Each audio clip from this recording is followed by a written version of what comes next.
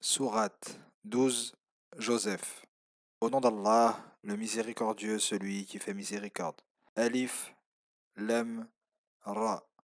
Voici les versets du livre explicite. Nous avons révélé ce Coran en langue arabe afin que vous le compreniez. En te révélant ce Coran, nous te racontons les plus beaux récits dont tu n'avais auparavant aucune connaissance. Mentionne lorsque Joseph dit à son père: Père, j'ai vu en rêve 11 astres, ainsi que le soleil et la lune, prosternés devant moi. Il lui répondit: Mon enfant, ne raconte pas ton rêve à tes frères, car ils comploteraient contre toi. Satan est pour l'homme un ennemi déclaré. Tout comme il t'a accordé cette vision, ton Seigneur te choisira pour la prophétie et t'enseignera l'interprétation des rêves, et il complétera son bienfait sur toi et sur la famille de Jacob, tout comme il l'avait auparavant réalisé pour tes deux ancêtres, Abraham et Isaac, car ton Seigneur est omniscient et sage. Il est dans le récit de Joseph et ses frères des enseignements pour ceux qui interrogent. Lorsque ceux-ci dirent: Par Allah, Joseph et son frère sont plus aimés de notre Père que nous, alors que nous sommes nombreux. Notre Père est en cela dans un tort manifeste. Tuez Joseph ou exilez-le vers une terre lointaine, afin que votre Père n'ait Dieu que pour vous, et après cela vous reviendrez à la piété. L'un d'eux dit: Ne tuez pas Joseph, si vous êtes résolu à agir, mais jetez-le au fond du puits, afin qu'une caravane le recueille. Ils dirent: Père, qu'as-tu à ne pas nous confier Joseph, alors que nous ne voulons que son bien? Envoie-le avec nous demain, pour qu'il se divertisse et joue, et nous veillerons sur lui. Je serais triste que vous l'ameniez, et je crains que le loup ne le dévore dans un moment où vous ne ferez pas attention à lui. Si malgré notre nombre, le loup le dévorait, nous serions alors vraiment des incapables. Après qu'ils l'eurent amené, ils se décidèrent à le jeter au fond du puits. Nous révélâmes à Joseph: Tu les informeras plus tard de cela, sans qu'ils ne se rendent compte qu'il s'agit de toi.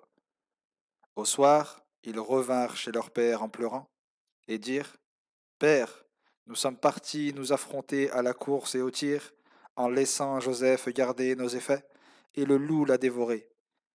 Mais tu ne nous croiras pas, même si nous disons la vérité. Et ils lui présentèrent sa tunique faussement maculée de sang. Il leur dit: Ce sont plutôt vos âmes qui vous ont inspiré cela. Il me faut faire preuve d'une belle patience, et je cherche secours auprès d'Allah contre ce dont vous me faites le récit. Puis une caravane arriva au puits, et ces hommes envoyèrent leur porteur d'eau, qui fit descendre son seau, auquel Joseph s'accrocha. Et lorsqu'il l'eut remonté, il dit: Quelle agréable surprise! Voilà un jeune garçon. Les porteurs d'eau le dissimulèrent au reste de la caravane, pour le vendre telle une marchandise. Et Allah connaît parfaitement leurs agissements. Voulant s'en débarrasser, ils le vendirent à vil prix, pour quelques dirhams. Celui qui l'acheta en Égypte dit à son épouse: Occupe-toi bien de lui. Il se peut qu'il nous soit utile, ou que nous le prenions pour fils. Tout comme nous l'avons sauvé de ses frères, nous avons établi Joseph dans le pays afin de lui enseigner l'interprétation des rêves. Allah accomplit toujours son commandement, mais la plupart des hommes ne savent pas. Et lorsqu'il eut atteint sa maturité, nous lui accordâmes sagesse et science, et c'est ainsi que nous récompensons les bienfaisants. La maîtresse de maison tenta de le séduire. Elle ferma toutes les portes et dit: Viens, je suis à toi. Il répondit: Qu'Allah m'en préserve. Ton époux, qui est mon maître, m'a traité de la meilleure façon, et les transgresseurs ne réussiront jamais. Par Allah, elle le désira, et il l'aurait désiré s'il n'avait vu une preuve manifeste de son Seigneur. Ainsi avons-nous écarté de lui le mal et la turpitude, car il comptait parmi nos serviteurs élus. Tous deux se précipitèrent vers la porte, et en voulant le saisir, elle déchira l'arrière de sa tunique. Ils trouvèrent son époux à la porte, et elle s'écria: Quelle autre punition pour celui qui a voulu abuser de ton épouse, sinon la prison ou un châtiment douloureux? Joseph dit: c'est elle qui a voulu me séduire. Un parent de l'épouse arbitra alors entre eux en disant, si c'est l'avant de sa tunique qui est déchiré, alors c'est elle qui dit la vérité, et lui qui ment. Mais si c'est l'arrière de sa tunique qui est déchiré, alors c'est elle qui ment, et lui qui dit la vérité. Lorsque l'époux vit l'arrière de la tunique déchirée, il dit, c'est bien une de vos intrigues de femme. Vos intrigues sont vraiment terribles.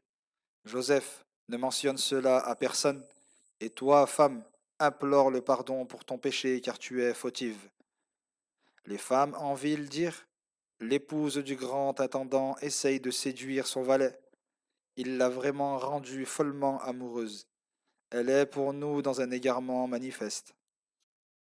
Lorsqu'elle apprit leur médisance, elle les invita, prépara pour elles un repas servi en un lieu confortable, et remit à chacune d'elles un couteau.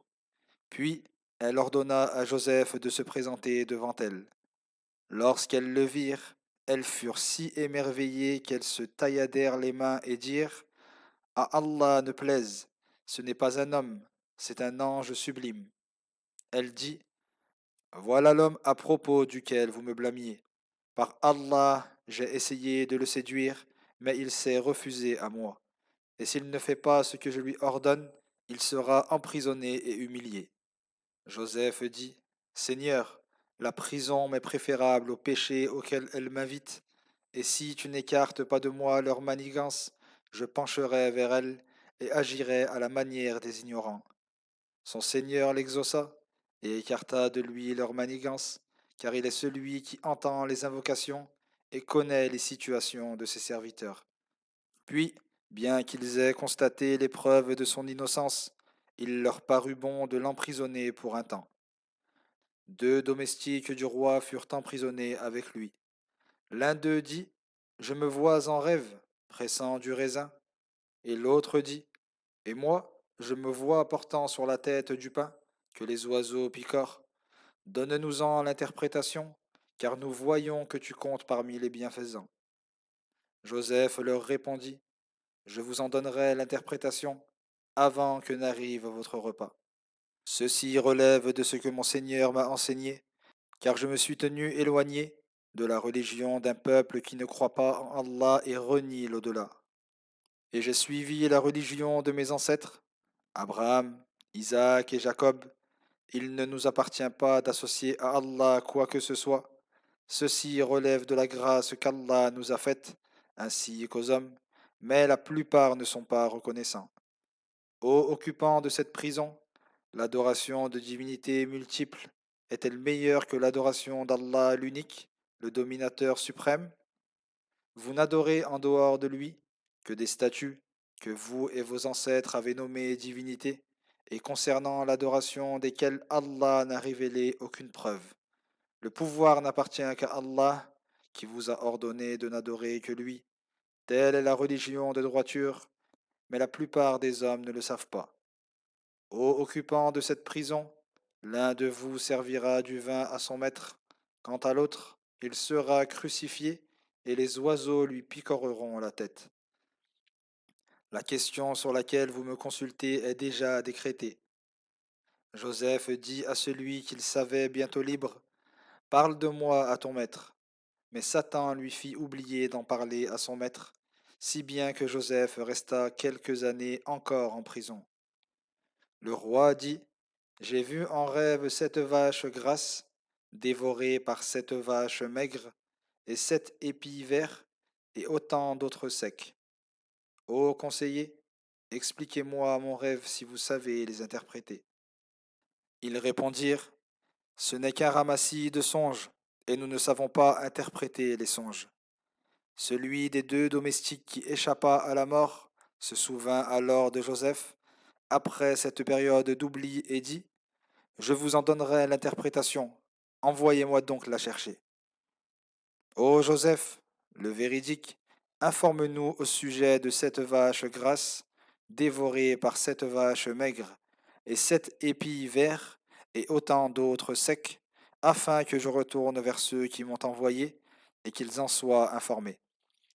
Joseph répondit, vous sèmerez 7 années consécutives, Tout ce que vous aurez moissonné, laissez-le dans son épi, sauf une petite quantité que vous consommerez. Viendront ensuite 7 années de disette qui épuiseront les réserves que vous aurez constituées, à l'exception d'une petite part que vous garderez pour semer. Puis viendra une année où les gens recevront une pluie abondante et iront au pressoir. Le roi dit, amenez-le-moi. Lorsque l'émissaire vint trouver Joseph, celui-ci dit, retourne auprès de ton maître et demande-lui ce qu'il en est des femmes qui se sont tailladées les mains. Mon seigneur connaît parfaitement leurs ruses. Le roi demanda aux femmes, qu'advint-il lorsque vous avez essayé de séduire Joseph? Elles répondirent, à Allah ne plaise qu'il soit accusé. Nous ne connaissons de lui aucun mal. Et la femme du grand intendant dit, la vérité s'est maintenant manifestée. C'est moi qui ai voulu le séduire, et c'est lui qui dit la vérité. J'affirme cela afin que mon époux sache que je ne l'ai pas trompé en son absence. Allah ne guide pas les traîtres dans leurs ruses. Malgré tout, je ne m'innocente pas, car l'âme incite fortement au mal, sauf pour ceux que mon Seigneur par sa miséricorde préserve. Mon Seigneur est pardonneur et miséricordieux. Le roi dit, amenez-le-moi, afin que je l'adjoigne à ma personne. Et lorsqu'il lui eut parlé, il dit, à partir d'aujourd'hui, nous t'accordons pouvoir et confiance. Joseph dit, assigne-moi à la gestion des ressources du pays, je saurai les gérer avec loyauté et science. Tout comme nous l'avons sauvé de la prison et rapproché du roi, nous avons établi Joseph dans le pays où il s'installait à sa guise. Nous accordons notre miséricorde à qui nous voulons. Nous ne laissons jamais se perdre la récompense des bienfaisants, et la récompense de l'au-delà sera meilleure encore pour ceux qui ont cru et craint leur Seigneur. Les frères de Joseph vinrent en Égypte et se présentèrent devant lui. Il les reconnut, mais eux ne le reconnurent pas. Lorsqu'il leur eut fourni leurs provisions, il leur dit, amenez-moi votre frère consanguin. Ne voyez-vous pas que je donne la pleine mesure et que je suis le meilleur des hôtes? Et si vous ne me l'amenez pas, alors il n'y aura plus chez moi aucune provision pour vous, et vous ne m'approcherez plus. Ils répondirent, nous essayerons de persuader son père, et nous ferons tout notre possible. Puis Joseph dit à ses domestiques, remettez dans leurs bagages les marchandises qu'ils ont apportées, afin qu'ils les retrouvent une fois retournés chez eux, et qu'ils reviennent. De retour auprès de leur père, ils lui dirent, Père, il nous sera refusé à l'avenir de nous ravitailler. Envoie donc avec nous notre frère, afin que nous obtenions des provisions, et nous veillerons sur lui.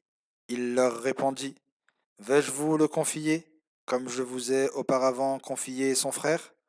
La protection d'Allah est meilleure que la vôtre, et il est le plus miséricordieux de ceux qui font miséricorde.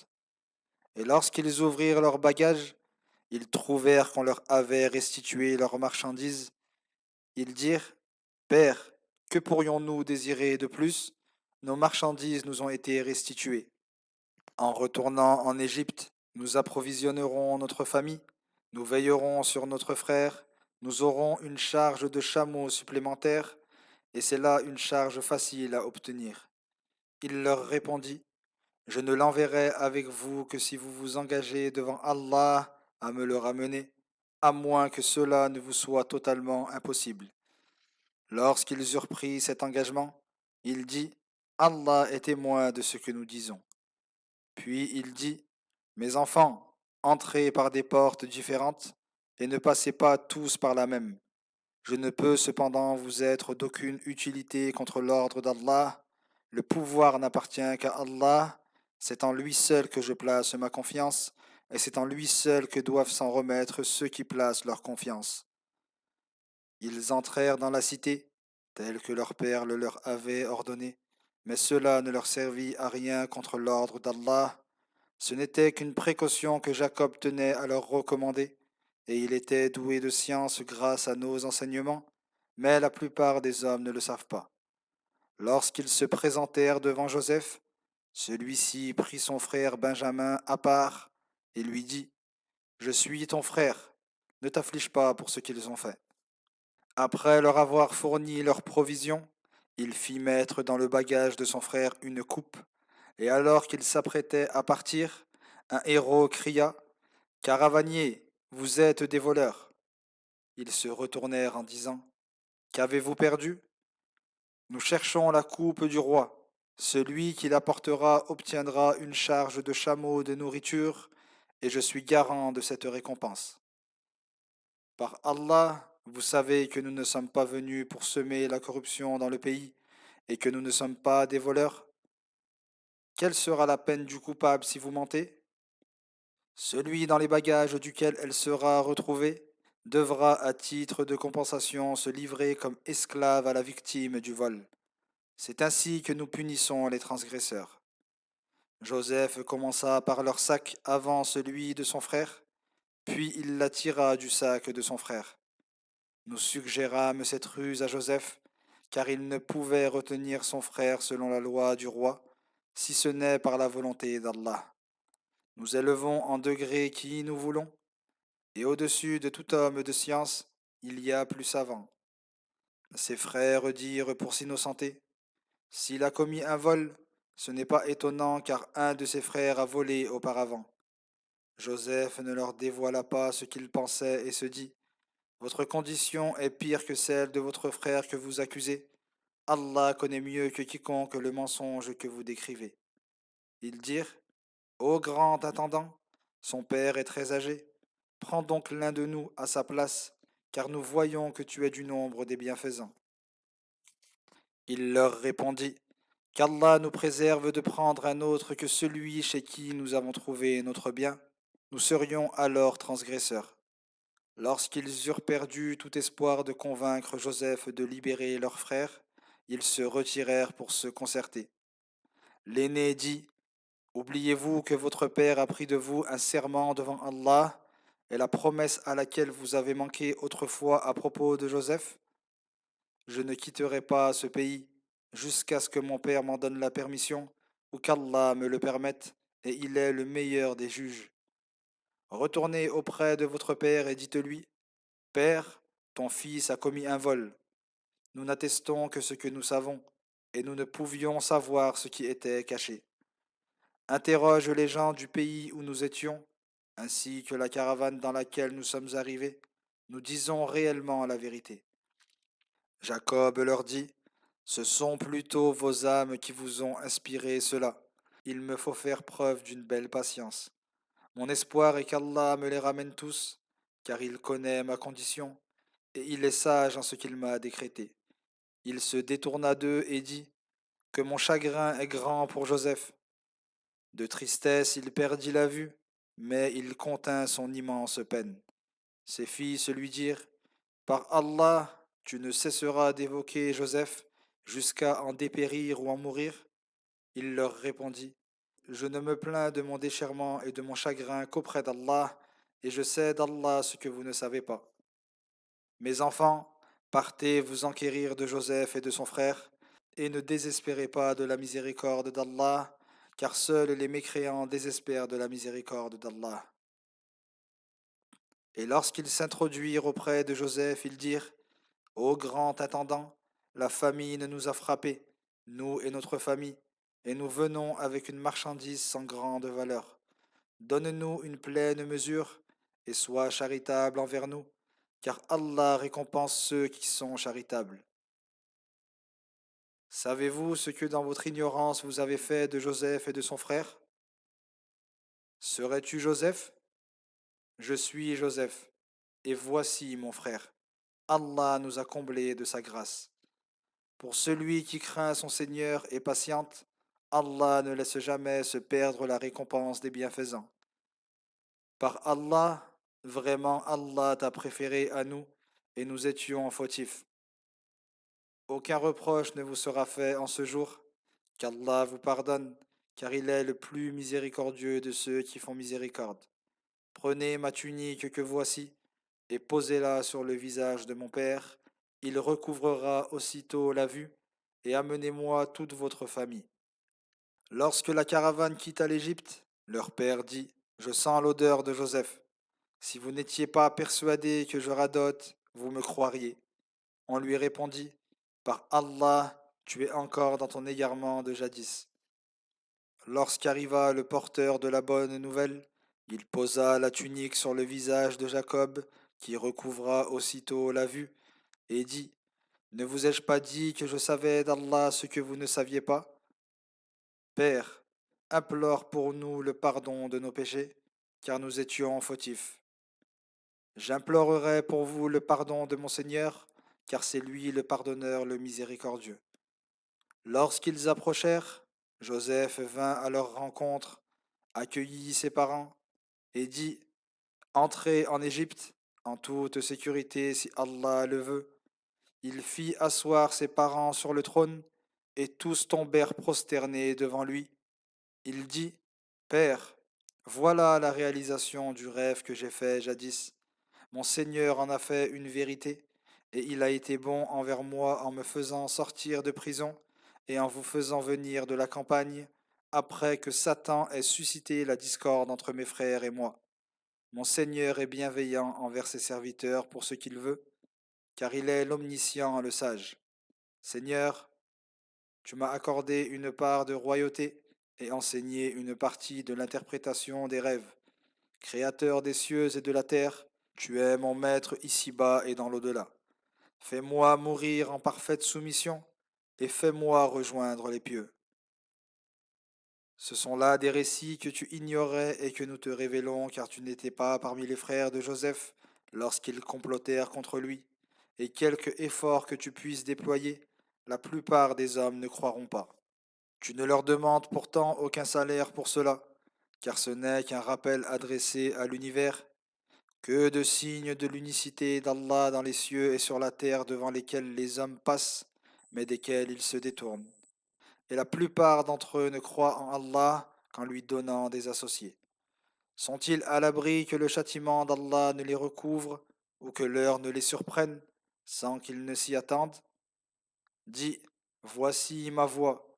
J'appelle les hommes à Allah avec discernement, moi et ceux qui me suivent. Gloire et pureté à Allah qui n'a aucun associé, et je ne suis point du nombre des polythéistes. Nous n'avons envoyé avant toi que des hommes choisis parmi les habitants des cités, auxquels nous révélons notre message. Ceux qui te démentent n'ont-ils pas parcouru la terre et vu quel fut le sort de leurs prédécesseurs? La demeure de l'au-delà est assurément meilleure pour ceux qui craignent Allah. Ne raisonnerez-vous donc pas? Nous n'avons châtié ces communautés mécréantes que lorsque les messagers avaient désespéré de les voir croire et que leur peuple pensait qu'on leur avait menti. Nous envoyions alors notre secours et nous sauvions qui nous voulions, et rien ne saurait détourner notre châtiment de ceux qui se rendent coupables de mécréance. Il est dans les récits des messagers des enseignements pour ceux qui raisonnent.